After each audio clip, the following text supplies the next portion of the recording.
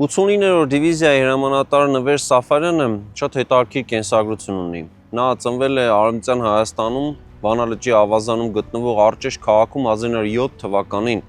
եւ նա փաստորեն 8 տարեկան է եղել Հայոց ցեղասպանության ժամանակ, երբ նրա մայրը երկու երեխաների հետ տեղափոխվել է Արևելյան Հայաստան, անցնելով այդ բռնագաղթի ուղին եւ հորը կորցրած ազնվորությունը 8 տարեկանում փաստորեն հաստատվել է Էջմիածնում եւ հետագայում նրա մոր մահվանից հետո նա հայտնում է Օշականի 1919 թվականին Օշականի մանկատանը եւ ստացվում է, որ լրջագույն փորձություններ է հաղթարել մանկության եւ պատանեկության շրջանում եւ այնուհետեւ փաստորեն դարձել խորհրդային Հայաստանի ամենանշանավոր անձանցից մեկը